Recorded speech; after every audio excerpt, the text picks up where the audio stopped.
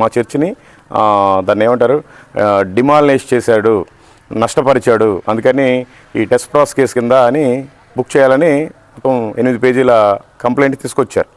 అయితే అక్కడ ఉండే ఏఎస్ఐ గారు నాకు ఫోన్ చేశారు, మీరు ఒకసారి స్టేషన్కి రావాలండి, మీ మీద కంప్లైంట్ వచ్చిందని. నేను మాట్లాడినప్పుడు యాక్చువల్గా రికార్డు కూడా పెట్టాలి, కాకపోతే పోలీసు వారు మాట్లాడారు కనుక మనం వాళ్ళ మీద గౌరవంతో నేను పెట్టట్లేదు. మీకు జరిగిన విషయం చెప్తున్నాను.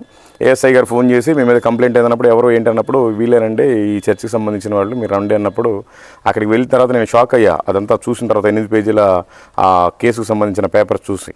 ఎందుకంటే వీళ్ళు ఒక క్రైస్తవులు ఇన్ని సంవత్సరాలుగా పాడుపడిపోయిన దాన్ని నేను ముందుకేసి అడుగు, నేను దీన్ని ప్రారంభిద్దాం, ఎవరికైనా ఒక మంచి మిషనరీ సేవ కలిగిన వాళ్ళని పెడదామని నేను అనుకుంటే, వాళ్ళు వచ్చి నేనేదో దీన్ని ఆక్రమించుకొని నేనేదో కబ్జా చేసుకున్నట్టుగా, నేనేదో వాళ్ళ ఆస్తిని అంతా పాడు చేసినట్టుగా నా మీద కంప్లైంట్ చేశారనేది నాకు చాలా బాధేసింది. క్రైస్తవులు ఇలా ఉన్నారు అని చెప్పుకోవడానికి చాలా సిగ్గుకరం.